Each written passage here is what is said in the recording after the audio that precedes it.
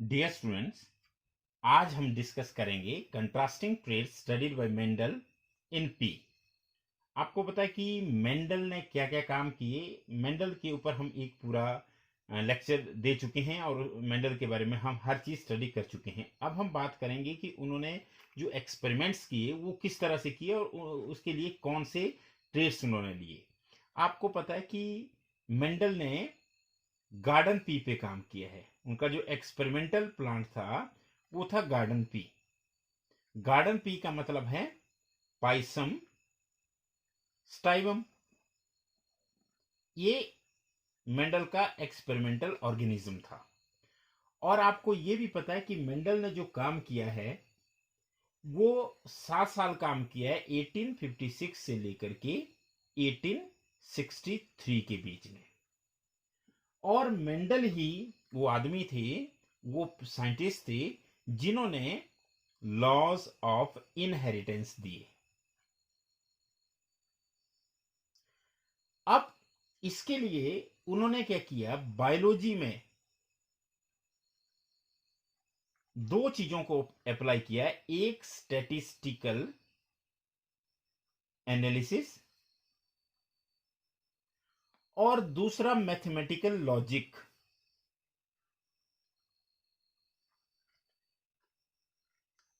Mathematical logic और statistical analysis को biology में अप्लाई करने वाले वो पहले साइंटिस्ट थे।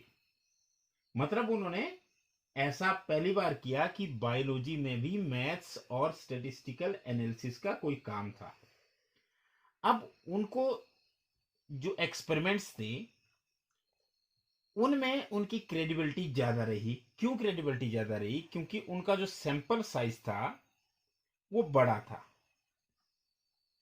एक तो उन्होंने सैंपल साइज बड़ा लिया, दूसरा उन्होंने क्या किया कि जो भी उन्होंने रिजल्ट लिखे, जो भी रिजल्ट लिए, उनकी कंफर्मेशन उन्होंने क्या की, सक्सेसिव जनरेशन तक नोट की। मतलब क्या किया, जो एक्सपेरिमेंट्स के इन्फेरेंसेस थे उनको भी इंपॉर्टेंस दिया। The confirmation of his inferences from the experiments on successive generations of test plants proved that his results pointed to general rules of inheritance rather than being unsubstantiated ideas। मतलब आप ये कह सकते हैं कि मेंडल ने rules दिए, ना कि आइडियाज दिए। एक एक होता है कि हम सिंपल आइडिया कह देते हैं कि इसमें ऐसा हो रहा है, लेकिन मेंडल ने जब भी काम किया तो उन्होंने क्या किया, एक बड़ा सैंपल साइज लेकर के उसके रिजल्ट को निकाला और उस जस्ट को फिर सक्सेसिव जनरेशन तक स्टडी करते रहे और हर जनरेशन का उन्होंने एक प्रॉपर रिकॉर्ड रखा। और उसके बाद उन्होंने क्या दिए, रूल्स ऑफ इनहेरिटेंस, या आप बोल सकते हैं लॉज ऑफ इनहेरिटेंस। अब उन्होंने क्या किया, उन्होंने क्या किया, कितने कैरेक्टर्स लिए? ही टुक 7 कैरेक्टर्स। अब 7 कैरेक्टर्स हैं तो आपको पता है कि इनमें कंट्रास्टिंग ट्रेड्स होंगे। तो कंट्रास्टिंग ट्रेड्स कितने हो गए हमारे पास? टोटल मिलाकर के 14 कंट्रास्टिंग ट्रेड्स उन्होंने लिए। करेक्टर कितने लिए उन्होंने? करेक्टर उन्होंने लिए 7। और ट्रेड्स कितने लिए उन्होंने? क्योंकि 7, हर करेक्टर के 2 कंट्रास्टिंग ट्रेड्स लिए, तो इसलिए कुल मिलाकर के उन्होंने ट्रेड्स लिए 14 लिए। अब ये जो 7 कैरेक्टर्स उन्होंने लिए, ये कौन कौन से थे, इनको हम यहां पर स्टडी करेंगे। अब ये जो 7 कैरेक्टर्स थे, जो जिनको हम बाद में बोलेंगे 14 कंट्रास्टिंग ट्रेड्स, इसके लिए एक सिंपल ट्रिक है। क्या है? मेंडल को मेंडल को स्टेम की हाइट,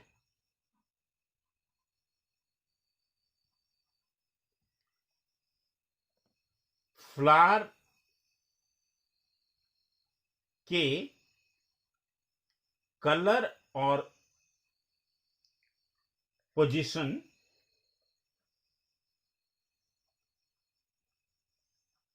तथा पॉड और सीड, पॉड एंड सीड की शेप और कलर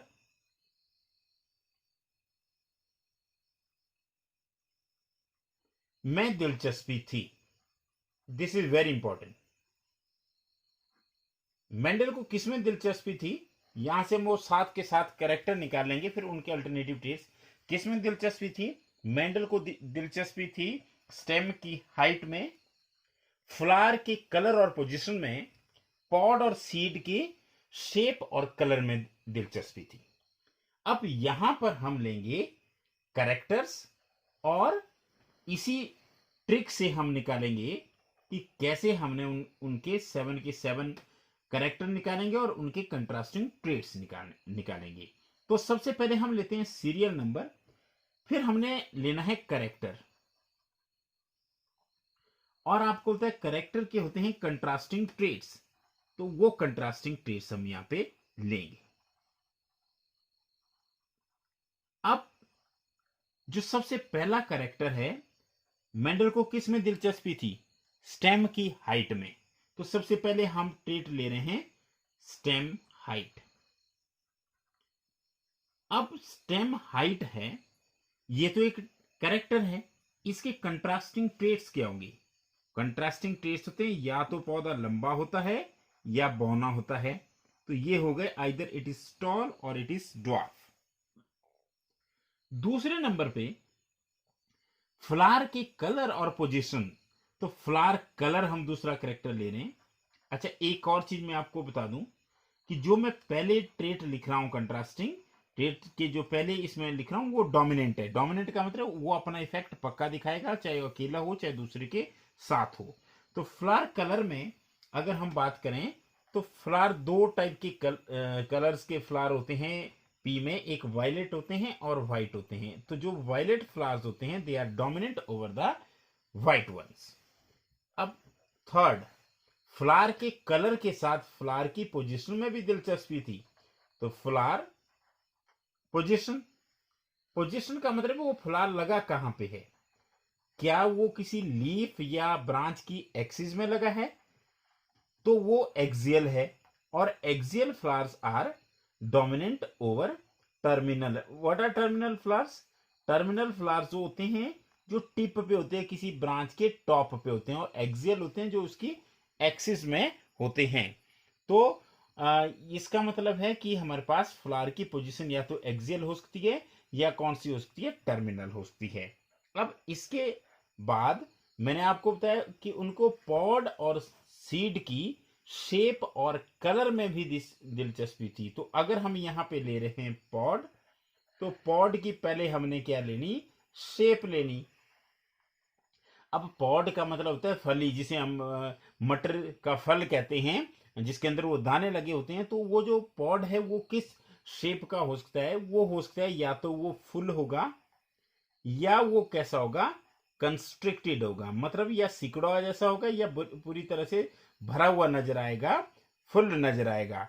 तो जो फुल पॉड होता है वो डोमिनेंट होता है कंस्ट्रिक्टेड पे। अभी हम एक डायग्राम की मदद से भी इसको समझने की कोशिश करेंगे। तो पॉड की शेप में अगर हम देखें तो full is dominant over the constricted. तो ये अभी मैं आपको क्लियर कर, अब हमने बोला कि पॉड की शेप के अलावा पॉड की कलर में भी दिलचस्पी थी।